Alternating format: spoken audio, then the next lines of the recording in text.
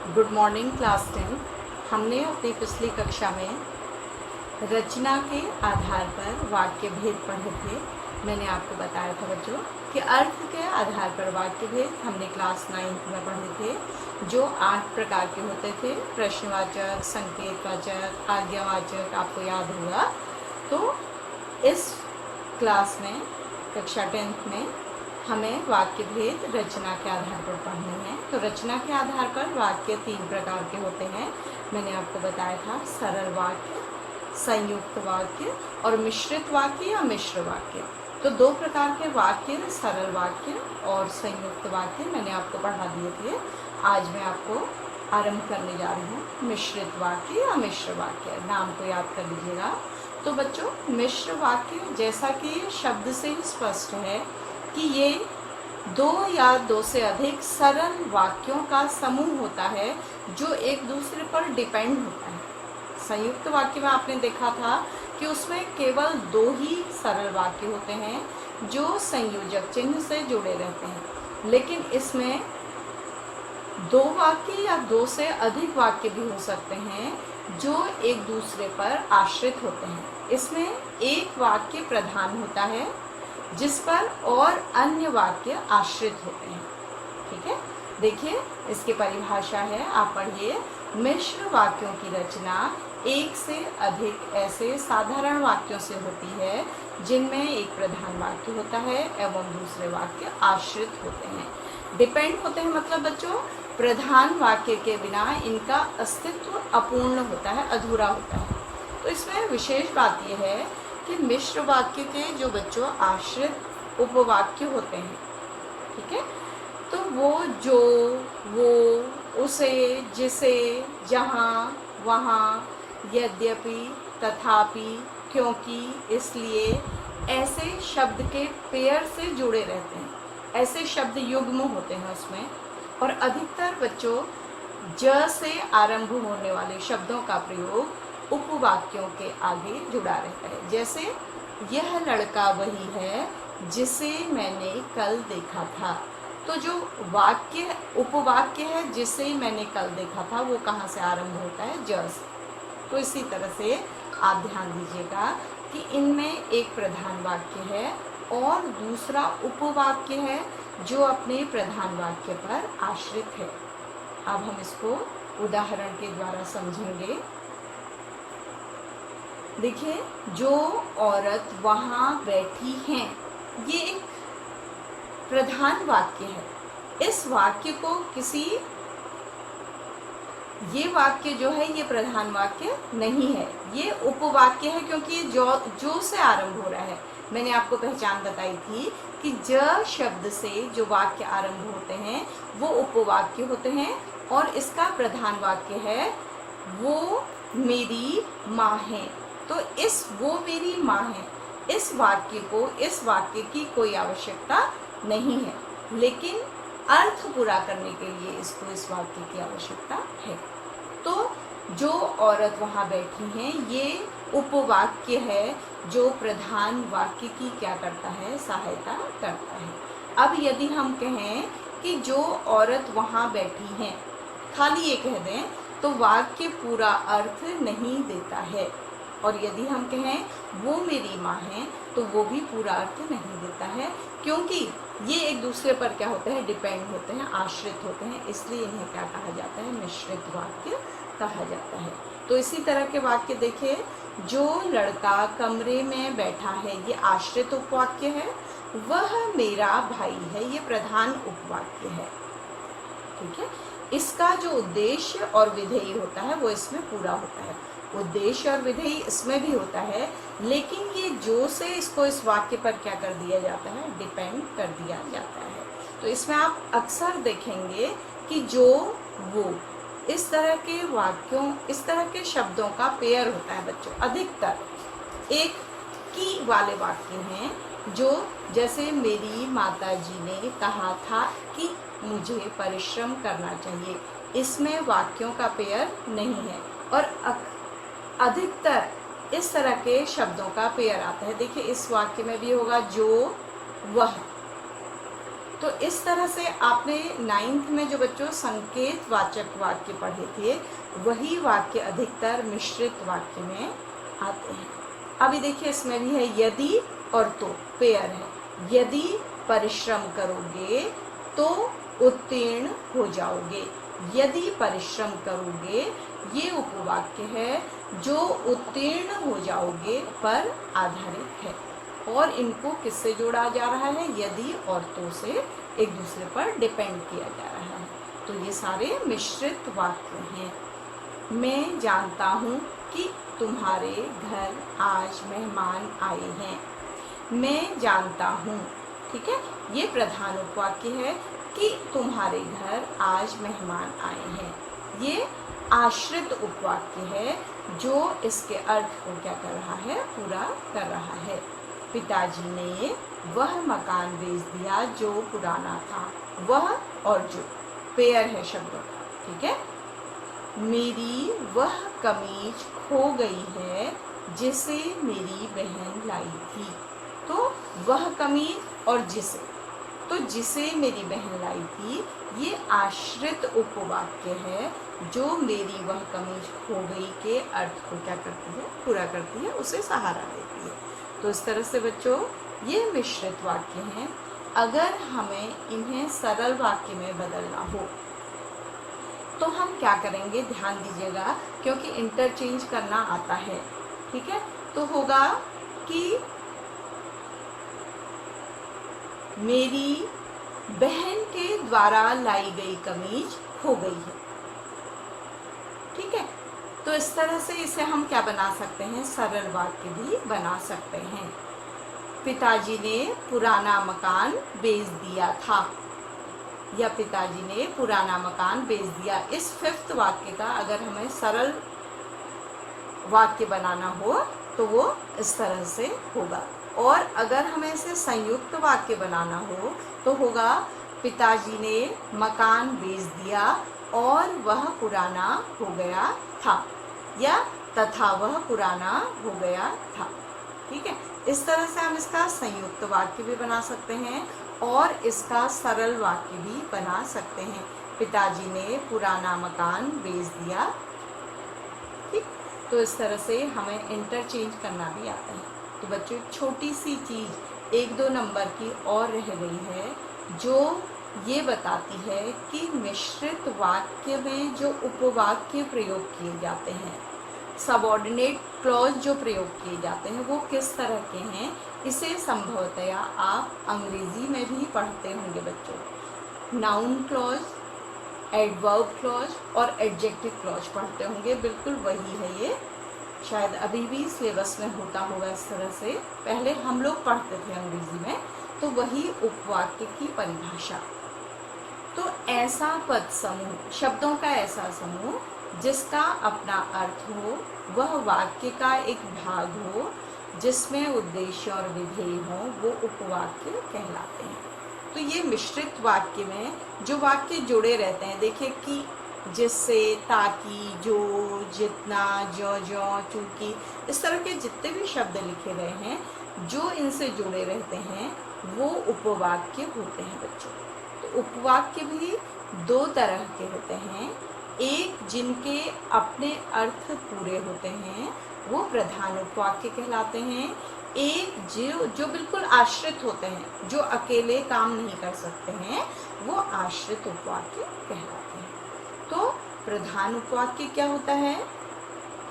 किसी वाक्य में जो उपवाक्य किसी अन्य वाक्य पर आश्रित न होकर स्वतंत्र होते हैं। जैसे बच्चों, अध्यापक ने कहा कि छात्र अपना पाठ याद करें।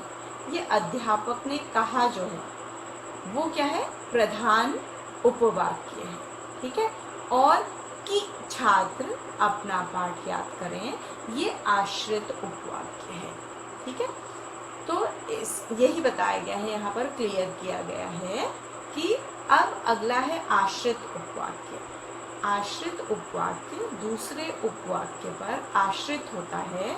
आश्रित उपवाक्य क्योंकि कि, यदि, जो आदि से आरंभ होते हैं। जैसे वही वाक्य हम ले रहे हैं कि अध्यापक ने कहा कि छात्र अपना पाठ याद करें। इस वाक्य में कि छात्र अपना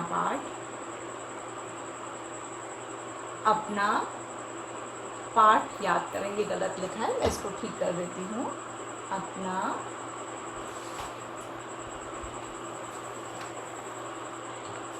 पाठ याद करें, ये टाइपिंग मिस्टेक है बच्चों, करें, अच्छा करें पहले से ही लिखा है, अपना पाठ याद करें। तो ये हो गया हमारा कि छात्र अपना पाठ याद करें। ये हमारा आश्रित उपवाक्य है, क्योंकि यह उपवाक्य जो है अध्यापक ने कहा पर आधारित है, उसके बिना इसका अर्थ पूरा नहीं होता है। अब आपको ये चीज़ें बहुत ध्यान नहीं देनी है, आपको ये ध्यान देना है जो ये सबऑर्डिनेट क्लॉज होता है यानी कि आश्रित उपवाक्य होता है, वो भी 3 प्रकार के काम करता है बच्चों। पहले शॉर्ट में समझ लीजिए कि वो संज्ञा का काम करता है और विशेषण का काम करता है और क्रिया विशेषण का काम करता है। अब संज्ञा क्या होती है? नेमिंग वर्ड्स होते हैं। तो जैसे राम ने कहा कि वह आगरा जाएगा, राम ने कहा, ये प्रधान वाक्य है कि वह आगरा जाएगा, कि वह आगरा जाएगा किसका काम कर रहा है बच्चों? राम का। किसका काम कर रहा है? संज्ञा का काम कर रहा है, इसलिए वह संज्ञा उपवाक्य होगा। तो हम इसकी परिभाषा देखते हैं। जो आश्रित उपवाक्य संज्ञा की तरह कार्य करते हैं या संज्ञा का कार्य करते हैं, उन्हें नाउन क्लॉज या संज्ञा उपवाक्य कहते हैं।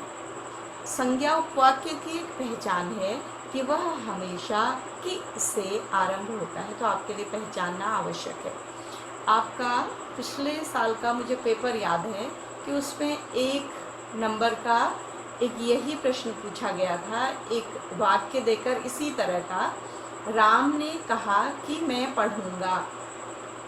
इसमें ये बताना था कि उपवाक्य का प्रकार कौन सा है। तो जैसे ही कि से उपवाक्य आरंभ हो तो ये कौन सा उपवाक्य होगा बच्चों? संज्ञा उपवाक्य होगा। आपके लिए बच्चों, आप कक्षा में नहीं हैं, अगर इंटरेक्शन होता तो मुझे इसको समझाना और आसान हो जाता। मैं अकेले बोल रही हूँ, आप कितना समझ पा रहे हैं ये भी अंदाज मुझे यहाँ पर नहीं लग पा रहा है, फिर भी हम कोशिश कर रहे हैं कि आपको ठीक से समझा सकें। और बच्चों, इस वीडियो को तो आप किसी समय चलते चलते भी सुनकर सीख सकते हैं। तो राम ने कहा, ये प्रधान वाक्य है कि मैं पढ़ूंगा, तो ये राम का क्या कर रहा है? कार्य कर रहा है, संज्ञा का कार्य कर रहा है, तो ये क्या हो गया? संज्ञा उपवाक्य हो गया। ठीक है, संज्ञा उपवाक्य किससे शुरू होते हैं? कि से। तो ये आपके लिए आसान है। आपके और भी एग्जाम्पल मैंने दे रखे। गांधी जी ने कहा कि सदा सत्य बोलो, कि सदा सत्य बोलो, ये उपवाक्य क्या है? संज्ञा उपवाक्य है, क्योंकि किसका काम कर रहा है? गांधी जी का कार्य कर रहा है। गांधी जी क्या है? संज्ञा। अध्यापक ने छात्रों से कहा कि शोर मत करो। तो जैसे कि देखते ही आप जान जाएंगे कि ये संज्ञा उपवाक्य। अगला हमारा है बच्चों विशेषण उपवाक्य। तो पहले आपको विशेषण समझना होगा। विशेषण क्या है? जो संज्ञा और सर्वनाम की क्या बताते हैं? विशेषता बताते हैं, उन्हें विशेषण शब्द कहते हैं। तो इसमें जो वाक्य प्रधान वाक्य के संज्ञा और सर्वनाम की विशेषता बताने का काम करते हैं बच्चों, अगले भाग में उन्हें क्या कहा जाता है? विशेषण उपवाक्य कहा जाता है। इसमें जो परिभाषा लिखी गई है वो देखिए। जो आश्रित उपवाक्य विशेषण की तरह काम करता है उसे विशेषण उपवाक्य कहते हैं। इसमें जो, जैसा, जितना इत्यादि शब्दों का अधिकतर प्रयोग किया जाता है। जैसे मैं समझाऊंगी कि वह आदमी जो दिल्ली रहता था बेईमान था। तो प्रधान वाक्य क्या है बच्चों? वह आदमी बेईमान था। अब इसकी विशेषता क्या है? जो दिल्ली रहता था, ये आदमी की क्या है यहाँ पर? विशेषता, उसकी पहचान है। तो ये कौन सा उपवाक्य हो गया बच्चों? जो दिल्ली रहता था, बताइए। विशेषण उपवाक्य। अच्छी तरह से समझिएगा इस बात को, इसमें की नहीं है, इसलिए ये संज्ञा उपवाक्य नहीं हो सकता है। यह वही लड़का है जो कक्षा में प्रथम आया था, ठीक है, या यह वही लड़का है जिसने कक्षा में हंगामा किया था। तो जो या जिसने से हम उस लड़के की क्या बता रहे हैं? विशेषता। तो ये विशेषण उपवाक्य है। अब यहाँ विशेषण उपवाक्य पहले आ गया है बच्चों। ये वाक्य मैंने इसलिए लिखा है ताकि आपको कंफ्यूजन न हो कि उपवाक्य हमेशा बाद में आते हैं। उपवाक्य पहले भी आ सकते हैं। जिसने मधुर गीत गाया, ये अगले वाक्य की क्या बता रहा है? विशेषता। यह वही लड़की है, प्रधान वाक्य है, ठीक है। और ये वाक्य जो है उपवाक्य, इसकी क्या बता रहा है? विशेषता बता रहा है। तो ये क्या है? विशेषण उपवाक्य है। यह वही छात्र है जो हमेशा देर से विद्यालय आता है। तो जो हमेशा देर से विद्यालय आता है, ये इसकी क्या बता रहा है? विशेषता। तो ये क्या हो गया? विशेषण उपवाक्य हो गया। ध्यान रखिएगा कि ये भाग केवल मिश्र वाक्यों में ही होते हैं, सरल वाक्य और संयुक्त वाक्य में नहीं होते हैं। अब एक और रह गया है बच्चों, क्रिया विशेषण उपवाक्य। जो उपवाक्य क्रिया विशेषण क्या होते हैं? एडवर्ब, जो काम की विशेषता बताने वाले वाक्य होते हैं और उपवाक्य होते हैं, उन्हें क्रिया विशेषण उपवाक्य कहा जाता है। जैसे देखिएगा कि इसमें जो शब्द आते हैं वो ज़्यादातर ये आते हैं, प्रायः, जब, जहाँ, जिधर, ज्यों, यद्यपि इत्यादि, ठीक है। और इसको शब्द भी याद करने की ज़रूरत नहीं, आप समझ लीजिए। जब पानी बरसता है तब मेढक बोलते हैं। अब इसमें प्रधान वाक्य क्या है? जब मेढक, तब मेढक बोलते हैं, ठीक है। और उपवाक्य क्या है? जब पानी बरसता है। तो मेढकों के बोलना जो उनका कार्य है बच्चों, वो किस एक दूसरे कार्य पर आधारित है। ये विशेषता है उनके कार्य की कि वो कार्य बोलने का कब करते हैं? जब पानी बरसता है। तो ये एक क्रिया जो है वो इस क्रिया की विशेषता पर आधारित है। इस क्रिया की क्या बता रही है? विशेषता बता रही है। तो ये क्या हो गया? क्रिया विशेषण हो गया, ठीक है। तो ये कौन सा उपवाक्य है? क्रिया विशेषण उपवाक्य है। पार्टी में उसने इतना खाया जितना 2 लोग खा सकते थे, ठीक है। 2 लोग खा सकते थे, ये क्या है? जितना 2 लोग खा सकते थे, ये उपवाक्य है। ये पार्टी में उसने इतना खाया, ये प्रधान उपवाक्य की ये अगला वाक्य क्या बता रहा है? विशेषता बता रहा है। और दोनों क्या है? क्रिया है। क्रिया की विशेषता बता रहे हैं। इतना खाया जितना किसमें बताया जा रहा है। तो ये क्रिया विशेषण उपवाक्य है, ठीक है। माँ डॉक्टर के पास तब गई जब डॉक्टर दुकान बंद कर रहा था। माँ डॉक्टर के पास तब गई, ठीक है। ये प्रधान वाक्य है। जब डॉक्टर दुकान बंद कर रहा था, ये उपवाक्य है जो क्रिया विशेषण का कार्य कर रहा है, क्योंकि माँ तब पहुंची, उसकी विशेषता क्या है? जब डॉक्टर दुकान क्या कर रहा था? बंद कर रहा था। वह इतने धीरे चलता है जितने धीरे कछुआ चलता है। वह इतने धीरे चलता है, प्रधान वाक्य है। और उसके धीरे चलने की विशेषता किस पर आधारित है? कछुए की तरह चलता है।